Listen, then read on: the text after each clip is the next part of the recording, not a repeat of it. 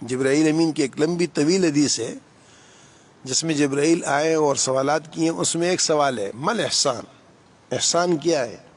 احسان یہ احسان نہیں جو ہم سمجھتے ہیں.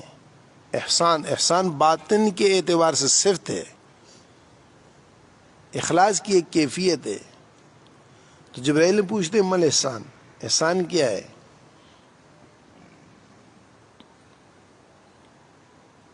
تو آپ صلی اللہ علیہ وسلم فرماتے ہیں تعبد اللہ کأنک تراہ فإن لم تکن تراہ فإنہ یراک.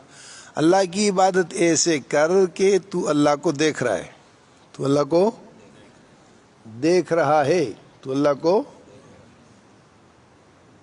اور یہ ایسا نہیں ہے کہ یہ الفاظ ہیں، جب وہ کیفیت ہم پہ تو گزری نہیں ہے نا. ہم تو دنیا کے اعتبار سے سب کچھ کو لگانے والے دنیا کو سمجھتے ہیں. جس نے اللہ پر لگایا تو اس کو سمجھ میں آئے. ہم نے تو اللہ کے لیے پسینہ بھی نہیں برداشت کیا. حضرت بلال رضی اللہ عنہ کو جب وہ کفار مکہ معظمہ میں مارتے تھے اور حضرت بلال رضی اللہ عنہ زور زور سے کہتے تھے احد احد احد، تو حضرت ابوبکر صدیق رضی اللہ تعالیٰ عنہ نے ایک مرتبہ بلال رضی اللہ عنہ سے کہا کہ بلال یہ بدبخت تجھے اتنے زور زور سے مارتے ہیں تو یہ احد دل میں کہہ دیا کر، زبان پہ نہ لایا کر. دل میں کہہ دیا کر، زبان میں نہیں لایا کر، کہ اس سے اور چڑھتے ہیں اور زیادہ اذیت دیتے ہیں. تو حضرت بلال رضی اللہ عنہ نے کہا کہ ابوبکر افسوس ہے یہ بات آپ کہہ رہے ہیں، مجھے رب ذوالجلال کی قسم ہے جب وہ مجھے مارتے ہیں میں احد کہتا ہوں اللہ سامنے ہوتے ہیں. اللہ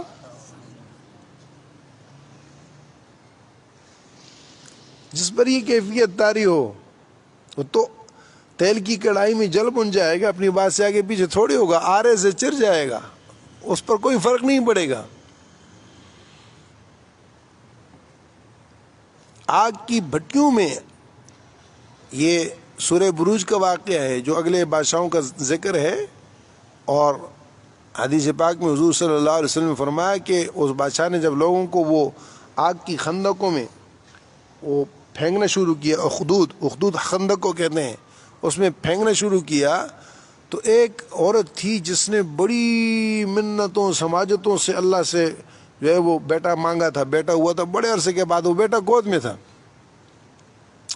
تو ماں ہوتی ہے، ماں ہوتی ہے. ماں کا مقام اس لیے اتنا اونچا ہے، اصل میں آج وہ اللہ کی شان ہے کہ وہ چیزیں ایسی کھل رہی ہیں کہ کوئی انتہا نہیں ہے. جس نقطے پہ جاتا ہوں وہ آگے سے اور راستے دیتا ہے. تو ماں ایک ایسی چیز ہے کہ اولاد پر سب کچھ لٹا دیتی ہے، قربان کر دیتی ہے. تو وہ عورت اپنی ذات سے نہیں، وہ بچے کے لیے کہ بچے کے ساتھ میں کیسے آگ میں اس بچے کو کیسے وہ کروں.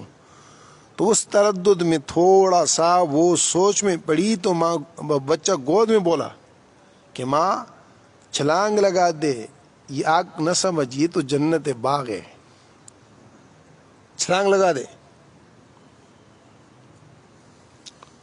تو وہ تو جو کیفیت ہوتی ہے اس صورت میں یہ سامنے نظر آتا ہے. جب سامنے نظر آتا ہے نا تو پھر انسان کے لیے ان چیزوں کے اعتبار سے کوئی مسئلہ نہیں ہوتا. اس لیے تعبد اللہ کأنک تراہ، اللہ کی بندگی عبادت ایسے کر کہ اللہ سامنے، اللہ کو دیکھ رہا ہے. اور اگر یہ کیفیت نہیں ہے فإن لم تکن تراہ، تو اللہ کو نہیں دیکھ رہا، فإنہ یراک، اللہ تجھے دیکھ رہا ہے نہیں دیکھ رہا.